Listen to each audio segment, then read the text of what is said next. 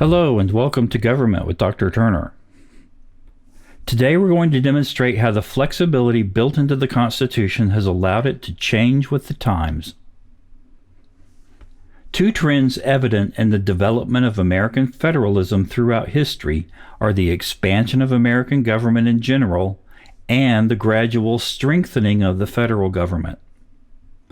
As America grew, so did our expectations of what the government would do for us.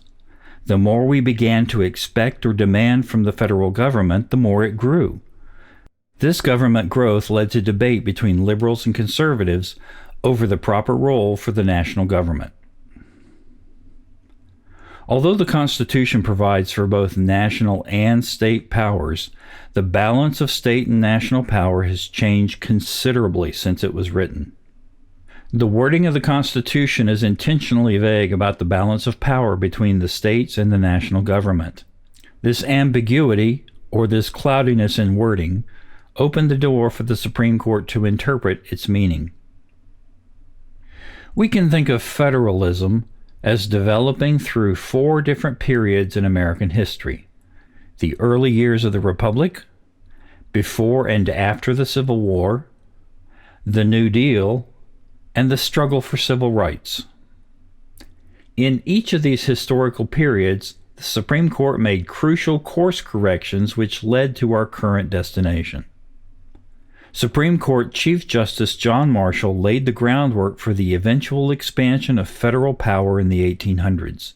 The rulings of the Supreme Court under John Marshall contributed to the enhancement of power of the federal government.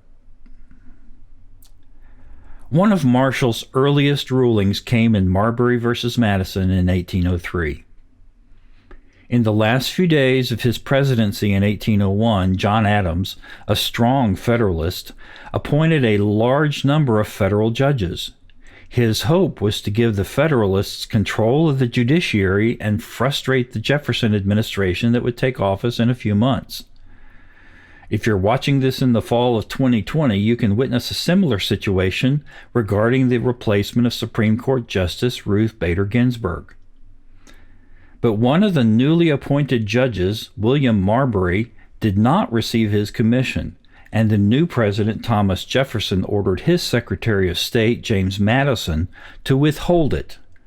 Marbury petitioned the Supreme Court to force Madison to deliver the commission. On the surface, this case seemed to be a minor issue, but Marshall used this opportunity to make perhaps the most important Supreme Court ruling in history. The court declared that the Judiciary Act of 1789 was unconstitutional, and therefore they had no power to rule at all. But by doing this, they created the doctrine of judicial review and set the Supreme Court up as the predominant interpreter of the Constitution. And the court has successfully wielded that power ever since. The next ruling of interest comes 16 years later. The state of Maryland had placed a tax on the Second Bank of the United States, a bank created and chartered by the national government. Legally, it should have been exempt from the tax. But Maryland courts had upheld the tax, so the case went to the Supreme Court. In McCullough v. Maryland, the court established the federal government's supreme authority by arguing a state's power to tax a federal bank would imply that it had the power to destroy it. Under the Supremacy Clause of the Constitution, a state could not destroy something created by the national government. The court also ruled that the federal government had the implied power to create a national bank, which defined necessary in the Necessary and Proper Clause as appropriate. The third case we will consider is the 1824 decision in Gibbons v. Ogden. The question at hand was, could New York grant a monopoly to Robert Fulton's Steamboat Company? The Supreme Court decision in Gibbons v. Ogden expanded federal power by ruling that New York did not have the ability to create a steamship monopoly on the Hudson River. Congress had been given the power to regulate interstate commerce, and states could not interfere. This ruling established national authority over interstate commerce, as well as providing a very broad definition of the word commerce. In all, Federalist John Marshall served the court as Chief Justice for 34 years. So you can begin to understand why we place such importance on nominations to the Supreme Court. A justice nominated in 2020 could easily still be making decisions on the court in 2050 and beyond. That is a long-lasting influence for a president and for a political point of view. The next battle over national versus state supremacy came in the form of nullification. In the lead-up to the Civil War, Southern states attempted to declare federal laws void within their borders. This reflected the doctrine of nullification. This doctrine suggests that states can simply render national laws null if they disagree with them. If you think this question has already been settled, then I would like to direct your attention to the Texas Sovereignty Act of 2017. The increasing antagonism between the national government and the southern states led to civil war. The Union's victory over the Confederacy in the Civil War rejected the idea that the states retained their sovereignty under the Constitution.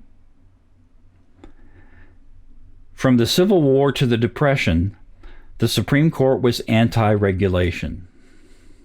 Businesses across the country could rely on the court to protect them from almost any sort of state regulation. The court reaffirmed its view that corporations are protected by the Constitution and the 14th Amendment just as natural persons are. Before the New Deal era of the 1930s, the Supreme Court regularly struck down the federal government's attempts to regulate the economy.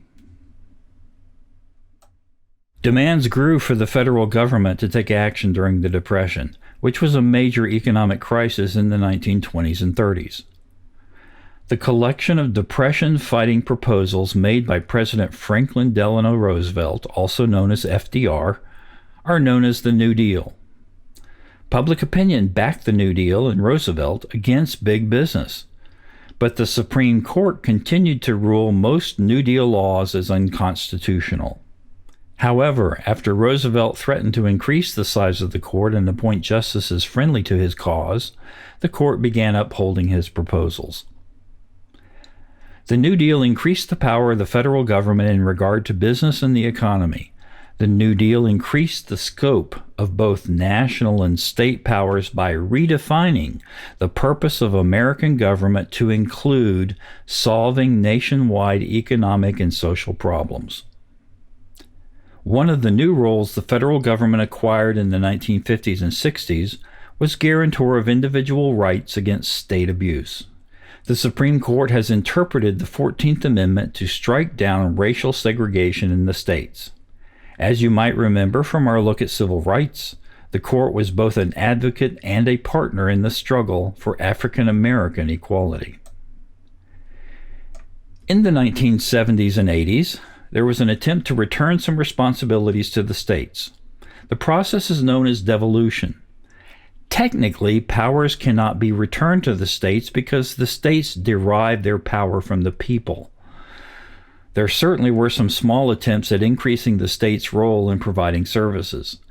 The trend of the Supreme Court's rulings in favor of devolution ended following the attacks of September 11, 2001.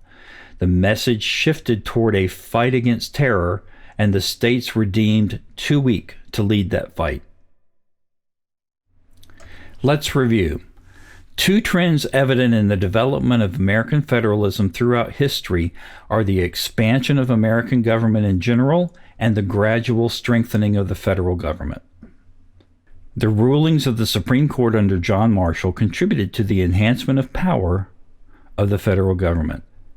The New Deal increased the scope of both national and state powers by redefining the purpose of American government to include solving nationwide economic and social problems. The Supreme Court has interpreted the 14th Amendment to strike down racial segregation in the states.